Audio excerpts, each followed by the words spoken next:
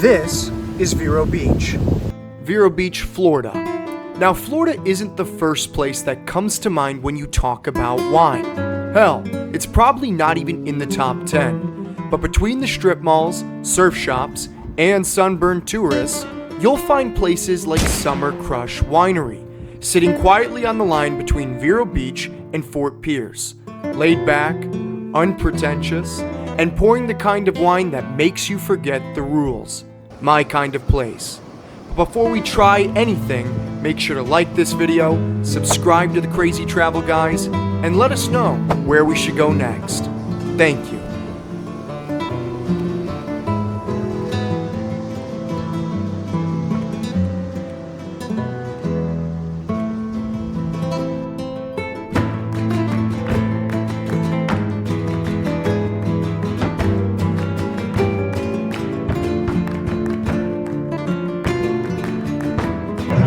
We're at the Summer Crush Winery here on the border of Fort Pierce in Vero Beach, Florida.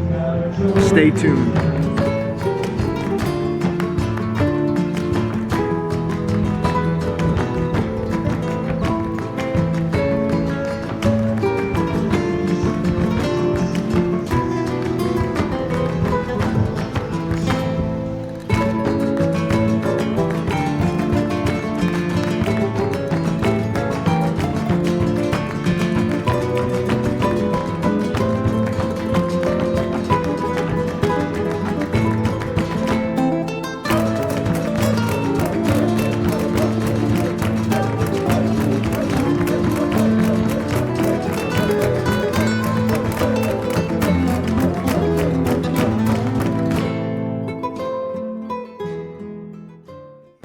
This is the Summer Crush Winery. We are in Fort Pierce, Florida, on the edge of Vero Beach and Fort Pierce to get a little bit of a history on winemaking in the Americas and also to tour this incredible winery.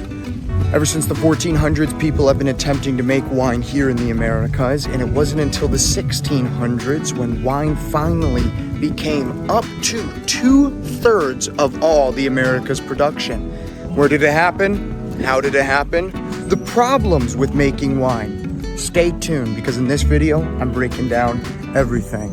If you can't hear right now, here at Summer Crush Winery, they have different events, cover bands, $6 a ticket to come see actual great artists. We're gonna sit down, film the artists, interview them, and also try out some good wine.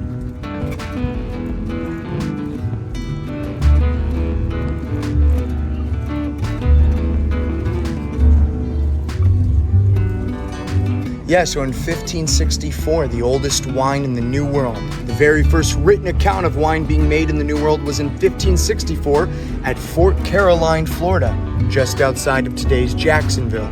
It was in the captain's log of the ironically respectable pirate Sir John Hawkins, Sir Francis Drake's cousin.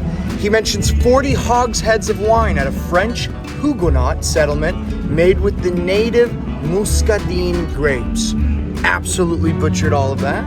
1882, Florida has 83 acres of grapes producing 11,180 gallons of wine, which was 2/3 of U.S. production at the time.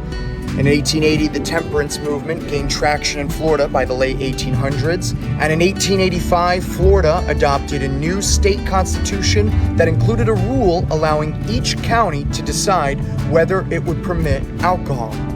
By 1905, more than half of Florida's counties had voted to go dry. In 1889, E. Dubois bought the old San Luis Mission and created Chateau San Luis Vineyards, producing 4,000 gallons of wine. He also owned the Florida Brandy Distilling Corporation, but both petered out by 1904 due to Leon County's choice to enact prohibition. Let's fast forward to 2024. Florida ranks 14th by state in wine production with 1.6 million gallons, but second in consumption with 83.2 million gallons. There are about 40 wineries in Florida, of which Summer Crush was the 26th. Founded by Gary and Susan Roberts in 2012, it's a true small family farm business with sons Alan and Bud both involved. Summer Crush is one of only a handful of Florida wineries having all components of a full boutique winery, with a tasting room, gift shop, wine cellar, grape vineyard, festival area, and pavilion, which houses many water-related antiques and a room dedicated to Gary's dad, the U.S. Navy, and the Navy SEALs.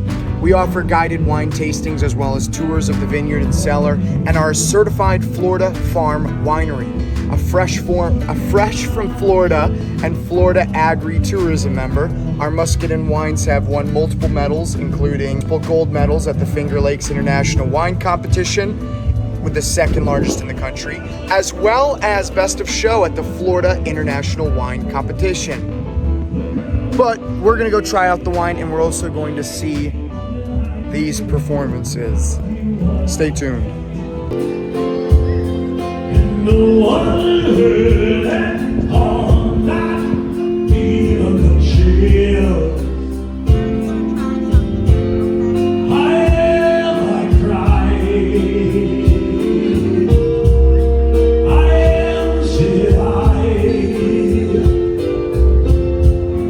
and I am lost, and I can't even say one.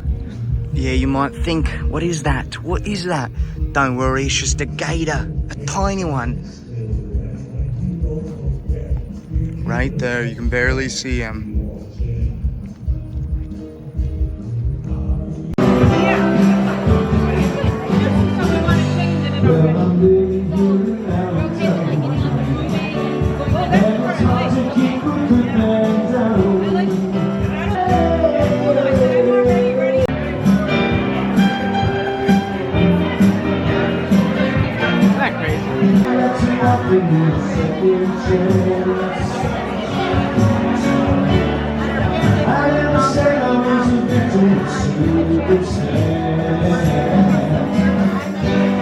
White wall tires like you're gonna lose the miracle mile.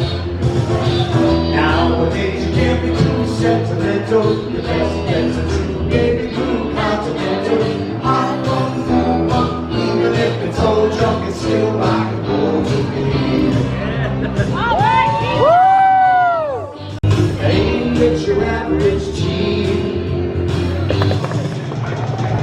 How about a pair of big sidewinders and ride on?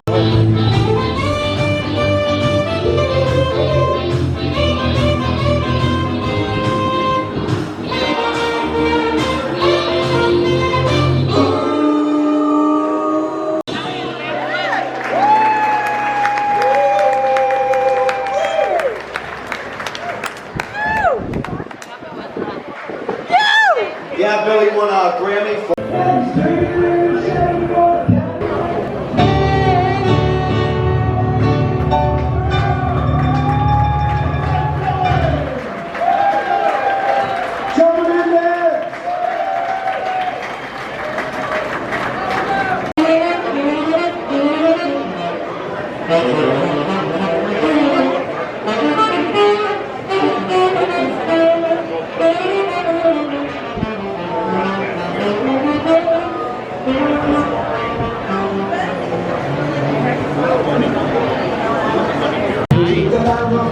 Yummy.